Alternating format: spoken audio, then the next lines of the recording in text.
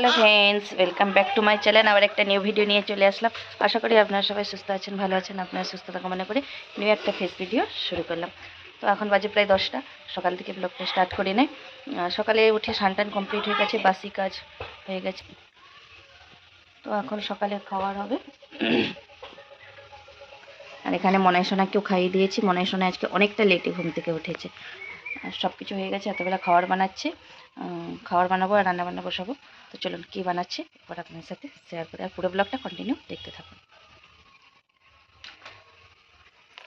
ওখানে প্রচণ্ড রোদ ছিল, তাকাতে পারেন। দেখুন আজকে কী করবো। এই নিচ্ছি এই দেখুন, এতবেলা চাউমিন হবে। আর এখানে চাউমিনের জন্য সবজিগুলো ভাজতে দিয়ে দিচ্ছি। আর এখানে দেখুন মিক্সিতে এক্ষুনি ডালটা বেটে নিয়েছি, কারণ ডাল দিয়ে কুমড়ো ফুলের ফুল হয়, কুমড়ো ফুলের বড়া করবো। আর তার জন্য ডালটা বেটে নিয়েছি। পুরো ব্লগটা কন্টিনিউ দেখতে থাকুন, আশা করি ভালো লাগবে। এখনও সিঁদুর টিঁদুর কিচ্ছু করা হয় নাই। স্নান করে একটু কাজ ছিল, যেসব টুকটাক কাজ সেসব করে নিয়েছি। করার পরে ভাবলাম অনেকটা বেলা হয়ে গেছে, তাই এখন সকালে খাবারটা বানিয়ে নিই, পরে আবার আসছে সারাদিন কী করে আপনার সাথে শেয়ার করবো। এটা রেডি হয়ে গেছে, দেখুন পুরো এক কড়া চাউমিন রেডি। আর এখানে দেখুন, সেখানে যে টিভিটা ছিল নিয়ে আসছে, এখনও লাগানো হয় না, খুলে রাখা হয়েছে। তো লাগানো হবে টিভিটা, কখন সময় হয় তখন লাগাবে। আর ঘরদোরের অবস্থা দেখুন, এখনও বিছানা ওঠানো হয় না, যেহেতু শ্রেয়াংশী দেরি করে উঠেছে তাই ওঠানো হয় না। আর ছোটো বেবিদের ঘরে যা হয়, যত গুছিয়ে রাখো কিছুই গুছানো থাকে না।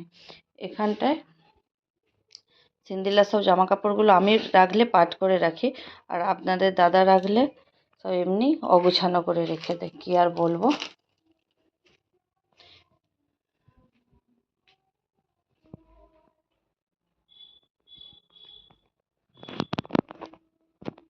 ভালো প্লেটে বাহ, আরেকবার তো তাহলে খেলি। হ্যাঁ, খেয়ে খেয়ে তো অবস্থা এখন। কি অবস্থা। বাহ,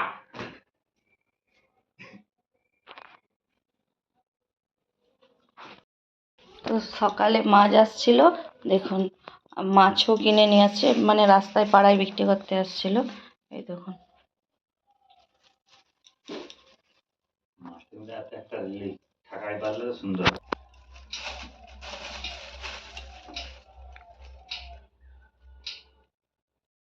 পরিও ফোন দেখে গেছে, তাই তো। হ্যাঁ, কোথায় রাখছে? আরে এরকম এরকম করে দেখে দিচ্ছ। ঠিক আছে, মনাই আমার যেমনটা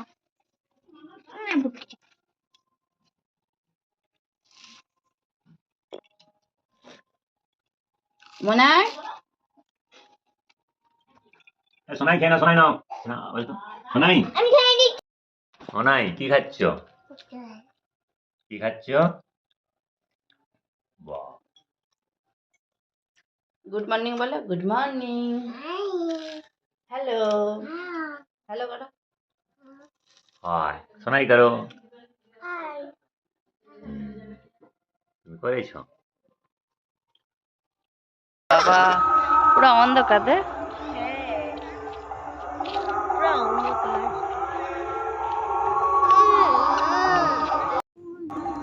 তো এখানে সন্ধ্যাবেলা দেখুন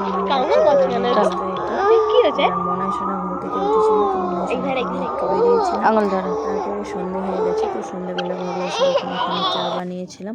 তো কালকে মার্কেট থেকে এসে ভিডিও করার সময় হয় নাই, মানে করতে ইচ্ছা হয় নাই। তো এতবেলা চা খাবো, তো সবাইকে গুড ইভিনিং।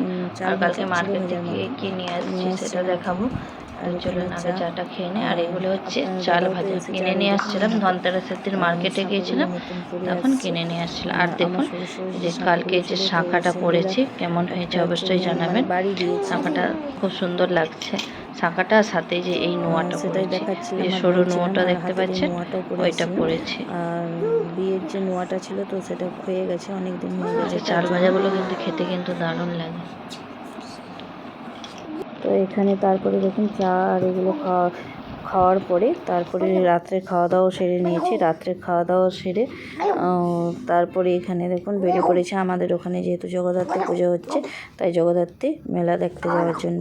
চলুন তাহলে পুরো ব্লগটা কন্টিনিউ দেখতে থাকুন, আশা করি ভালো লাগবে। ভালো লাগলে চ্যানেলটিকে সাবস্ক্রাইব করে দেবেন আর লাইক কমেন্ট শেয়ার সাবস্ক্রাইব করে দেবেন।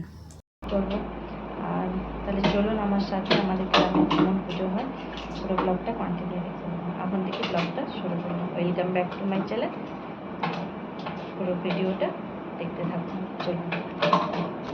আর ওদিকে মনায় সোনা দেখুন রেডি হয়ে গেছে, ওই দেখুন দেখতে পাচ্ছি।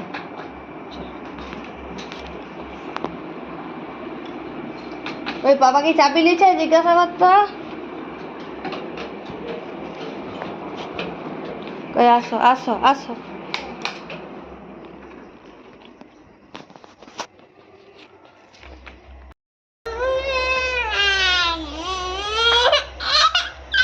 কাছে পড়ে দিও বন্ধ।